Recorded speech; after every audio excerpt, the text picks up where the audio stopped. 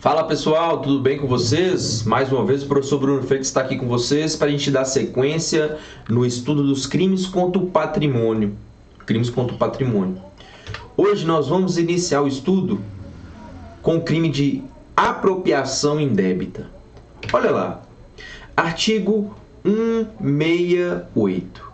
O artigo 168 fala assim, apropriar-se de coisa alheia móvel de que tenha posse ou a detenção.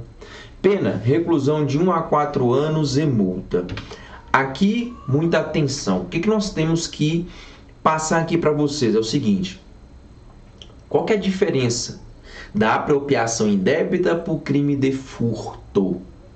Essa dúvida é muito comum, é muito cobrada em prova, então eu tenho que deixar bem claro aqui para vocês. Presta atenção. No crime de furto, o indivíduo ele vai lá e tira algo de alguém. Ele vai lá e subtrai o objeto. Ele tira o objeto. Então, no crime de furto, em nenhum momento ele tem a posse lícita do bem. Não tem. Já no crime de apropriação indébita, o indivíduo, primeiro ele tem a posse lícita do bem. Em algum momento, no momento inicial, ele possuía a posse lícita do bem. Depois, essa posse se torna ilícita. Preste atenção. O Mévio vai à casa do Tício. No momento em que o Tício se distrai, ele subtrai o relógio do Tício. Esse é o crime de furto. Ele subtraiu o relógio. Ele tirou do Tício o relógio. No segundo exemplo, o Mévio foi à casa do Tício. Esse seu relógio é bacana demais. Você podia me emprestar para mim dar uma volta com ele em uma festa? O Tício então tira o relógio e empresta o relógio para o Mévio. Perceba, nesse primeiro momento a posse é uma posse lícita. O Mévio emprestou o relógio ao Tício. Tempos depois, o Mévio, Tício, você podia me entregar aquele relógio que eu te emprestei? O Tício, não, esse relógio é meu agora. Pronto, está caracterizado o crime de apropriação indébita. Então essa é a diferença. No crime de apropriação indébita, em algum momento, no momento inicial, a posse é lícita. A posse é lícita.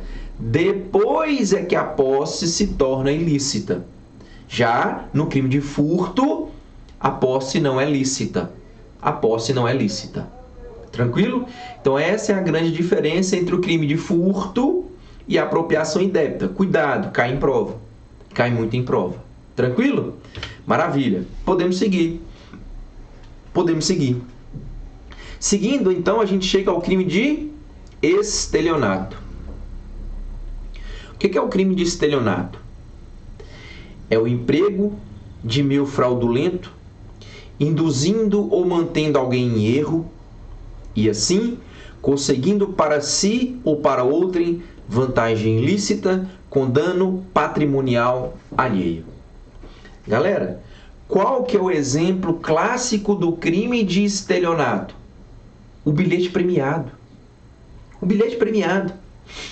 Em cima desse exemplo do bilhete premiado, você nunca mais vai se esquecer do crime de estelionato.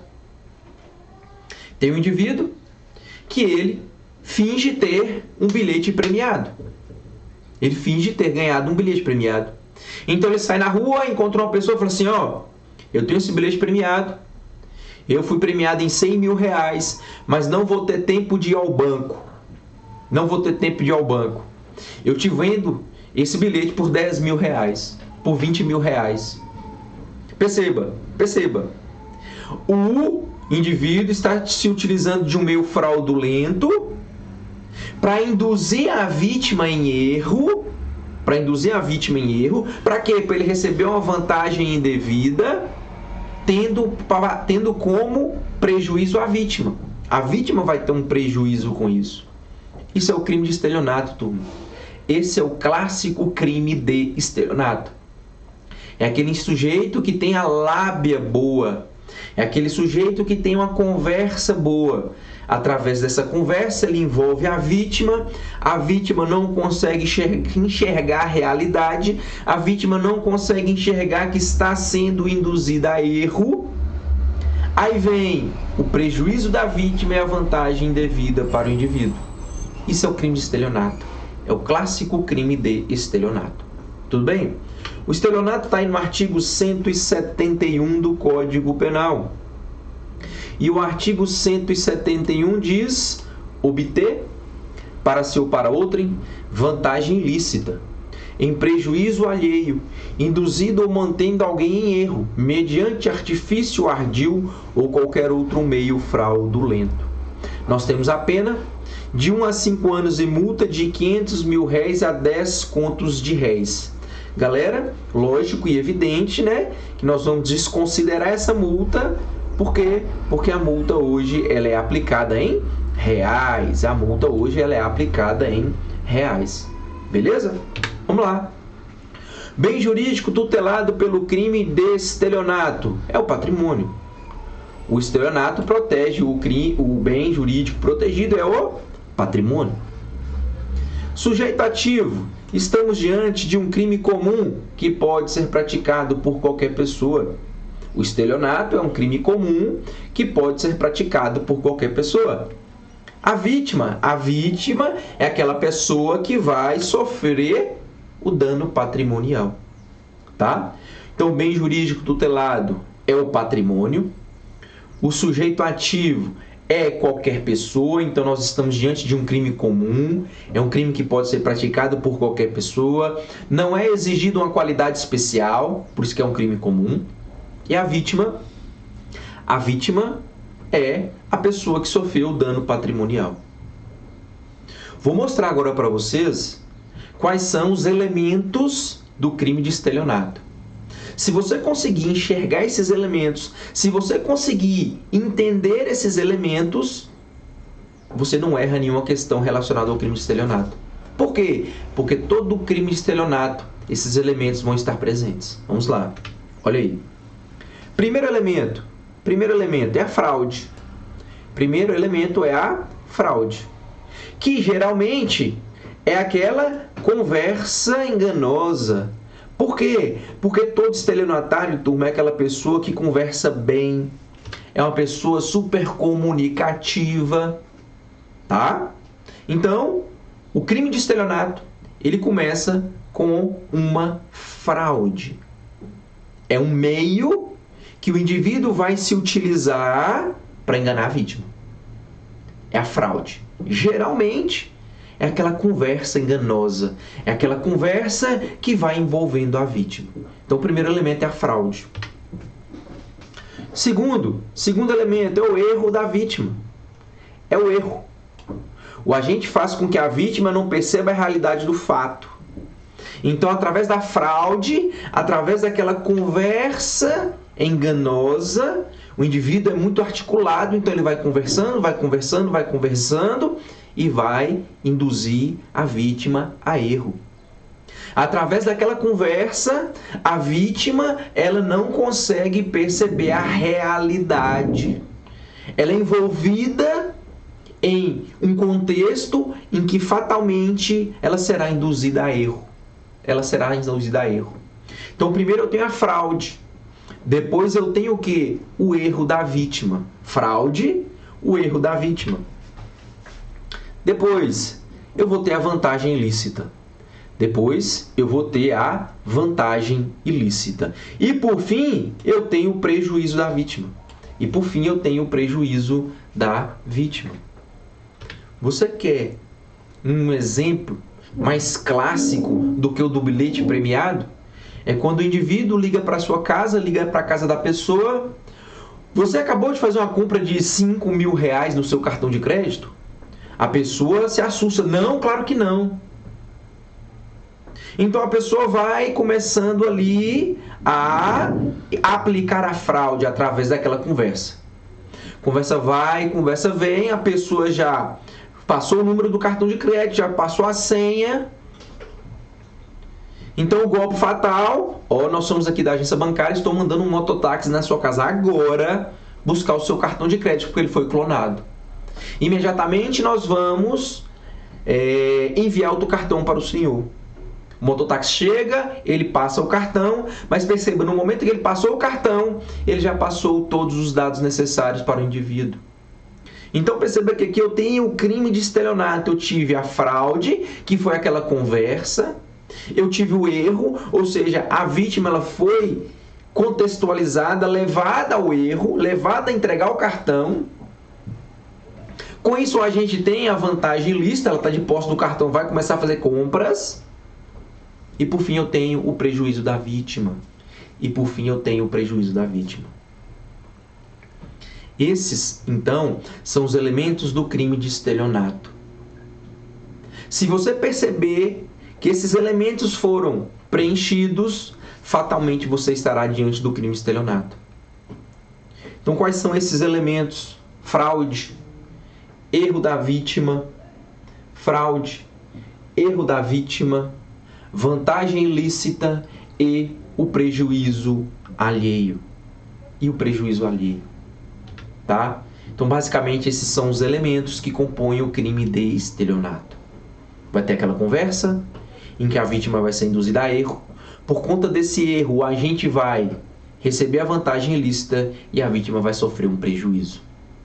Está aí caracterizado o crime de estelionato. Tranquilo? Maravilha. Detalhe importante, está no parágrafo 1º do artigo 171. Qual que é? Há também a forma do estelionato privilegiado. Se o criminoso é primário e é de pequeno valor o prejuízo, o juiz pode aplicar a pena conforme o disposto no artigo 155, parágrafo 2º do Código Penal. Perceba então. 2 são os requisitos para que o indivíduo possa ser beneficiado pelo estelionato privilegiado. Primeiro, ele tem que ser primário. Primeiro elemento, ele tem que ser primário. Segundo elemento, o prejuízo tem que ser de pequeno valor. 2 requisitos. 2, ele tem que ser primário e o prejuízo tem que ser de pequeno valor. Dito isso, preenchido esses requisitos, aí o juiz pode aplicar a pena conforme o artigo 155, parágrafo 2º. O que nós temos lá no 155, parágrafo 2º mesmo, como privilégios, tanto do furto como agora também aqui do estelionato? Vamos lá? Então vamos lá. 2 requisitos. Se o indivíduo é primário, o prejuízo é de pequeno valor, o juiz vai, primeiro, substituir a pena de reclusão pela pena de detenção. Substituir a pena de reclusão por detenção. Ou diminuir a pena. Ou aplicar somente a pena de multa. O que eu chamo a atenção de vocês é o seguinte, lá no 155, parágrafo 2º do Código Penal, eu tenho três privilégios. 3. O juiz aplica um deles. Falei isso no crime de furto, estou reforçando aqui no crime de estelionato. Preencheu os requisitos, 3 são os privilégios. Substituir reclusão por detenção, diminuir a pena ou aplicar somente a pena de multa. São 3 privilégios e o juiz aplica um deles. São 3 privilégios e o juiz aplica um deles, tá? Então perceba que há também aqui a possibilidade do estelionato privilegiado se o indivíduo for primário e o prejuízo for de pequeno valor. Aí o juiz vai substituir reclusão por detenção, ou diminuir a pena, ou aplicar somente a pena de multa. Ok? Maravilha. Seguindo. Agora, eu quero muita atenção de vocês, para o artigo 171, parágrafo 2A. Por quê? Porque nós temos um crime que foi introduzido no Código Penal agora, maio de 2021. Esse crime, fraude eletrônica, foi introduzida no Código Penal agora, recente, 2021. E vocês sabem, provas adoram novidades.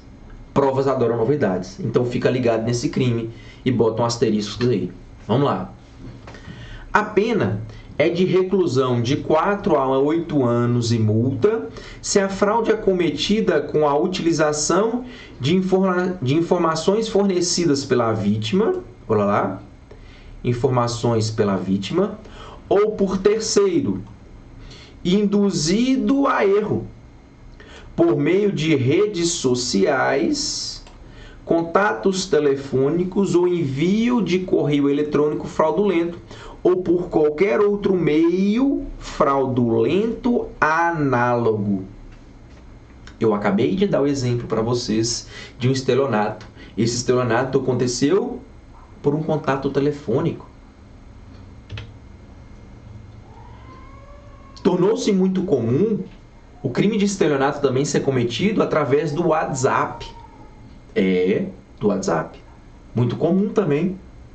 Então perceba que esse crime foi tomando uma proporção muito grande, as redes sociais, a internet foi crescendo e os indivíduos então buscaram ali uma forma mais fácil de praticar o crime. Por quê? Porque por conta das redes sociais, por conta da internet, eles conseguem alcançar um volume muito maior de pessoas. E no contexto em que nós estamos vivendo, todo mundo conectado à internet, esses crimes se tornaram mais comuns, mais comuns, mais comuns. O legislador, então, se viu obrigado a criar um tipo penal específico com uma punição maior. Então, no parágrafo 2A, nós temos o estelionato qualificado, que o legislador preferiu chamar de fraude eletrônica, que nada mais é do que o estelionato qualificado, porque a pena é diferente, a pena é maior, tá? A pena é diferente, a pena é maior. Beleza? Então é aquele estelionato em que os elementos são os mesmos. Aqui eu tenho a fraude, aqui eu tenho o erro da vítima, aqui eu tenho a vantagem ilícita e o prejuízo alheio. Qual que é a diferença? Que é praticado por redes sociais, que é praticado por contato telefônico. Sendo mais grave, o alcance é maior, por isso a penalização também deve ser maior. Beleza? Os elementos são os mesmos. A diferença é que esse é praticado pelo telefone, por uma rede social, pela internet. Ok? Olha lá. Parágrafo 2b. Olha lá. A pena prevista no 2A desse artigo, considerada a relevância do resultado gravoso, aumenta-se de 1/3 a 2/3, se o crime é praticado mediante a utilização de serviço mantido fora do território nacional. Perceba. O que nós temos aqui? Nós temos uma causa de aumento de pena. Nós temos aqui uma causa de aumento de pena. Quando será aplicada essa causa de aumento de pena? Quando o servidor é mantido fora do território nacional. Que servidor é esse? O servidor de internet. O servidor da internet. E por que eu tenho uma causa de aumento de pena quando o servidor é mantido fora do território nacional? Porque é mais difícil de identificar os autores. É mais difícil. É mais difícil identificar quem foi o autor do crime praticado pela internet quando o servidor da internet utilizado fica fora do país. Então, se é mais difícil encontrar os autores, deve ser punido de uma forma mais gravosa. Por isso, essa causa de aumento de pena. Então, perceba, a pena vai ser aumentada de 1/3 a 2/3 quando o servidor da internet utilizado para praticar essa fraude eletrônica for localizado fora do país. Porque dessa forma é mais difícil a identificação dos seus autores. Ok? Seguindo. Parágrafo 3º. A pena aumenta-se de 1/3, se o crime é cometido em detrimento de entidade de direito público ou de instituto de economia popular, assistência social ou beneficência. Olha o parágrafo 4º. Cuidado. Também eu tenho uma causa de aumento de pena. A pena aumenta-se de 1/3 ao dobro se o crime é cometido contra idoso ou vulnerável, considerada a relevância do resultado mais gravoso. Turma, vamos ser sinceros. Quais são as principais vítimas do crime de estelionato praticado por telefone ou redes sociais? Quem são? Os idosos. Os idosos, tá? Eles são as principais vítimas destes crimes. Por quê? Porque eles têm mais dificuldade em lidar com tecnologia. E se aproveitando dessa dificuldade, os agentes buscam justamente estas pessoas, esses tipos de pessoas, para cometerem estes crimes. É por isso, por conta da vulnerabilidade dessas pessoas, por conta do resultado mais gravoso para essas pessoas, que nós vamos ter aí essa causa de aumento de pena de 1/3 ao dobro. De 1/3 ao dobro. Tá? Por quê? Porque são maiores as vítimas. Essas são as principais vítimas. Beleza? E para fechar, o parágrafo 5º, e eu chamo a atenção de vocês para o parágrafo 5º. Presta atenção. Somente se procede mediante representação, salvo se a vítima for administração pública, direta ou indireta, criança ou adolescente, pessoa com deficiência mental ou, olha lá, maior de 70 anos ou incapaz. Presta atenção nisso aqui agora. Presta atenção nisso aqui agora. Para de anotar. Olha para mim e presta atenção. O crime de estelionato agora, como regra, é de ação pública condicionada à representação. O crime de estelionato, como regra, é de ação pública condicionada à representação. Antes era pública incondicionada. Agora, a partir de agora, presta atenção, o crime de estelionato é processado mediante ação penal pública condicionada à representação. Agora, excepcionalmente, o crime de estelionato será processado mediante ação pública incondicionada. Quando? Está aí no parágrafo 5º a exceção. Administração pública direta ou indireta, criança ou adolescente, pessoa com deficiência mental ou maior de 70 anos de idade ou incapaz. Olha a pegadinha de prova. O crime de estelionato contra o idoso é de ação pública incondicionada. Tá certo ou tá errado? O crime de estelionato contra o idoso é de ação pública incondicionada. Tá errada. Tá errado. Idoso, segundo o Estatuto do Idoso, é aquela pessoa que tem de 60 para cima. Maior de 60. De 60 acima. O crime de estelionato vai ser de ação pública incondicionada para o maior de 70 anos. Pode ter certeza, vai ter isso na sua prova. Pode ter certeza, vai ter isso na sua prova. Vou falar de novo com calma agora, para que você possa anotar se já não anotou. O crime de estelionato é de ação penal pública condicionada à representação. Excepcionalmente, será de ação penal pública incondicionada. A exceção está no parágrafo 5º do artigo 171. Uma das exceções é quando o estelionato é praticado contra pessoa maior de 70 anos. Se o crime é praticado contra pessoa maior de 70 anos, o estelionato é de ação pública incondicionada. Mas não caia nessa pegadinha de prova. O estelionato praticado contra o idoso é de ação pública condicionada à representação.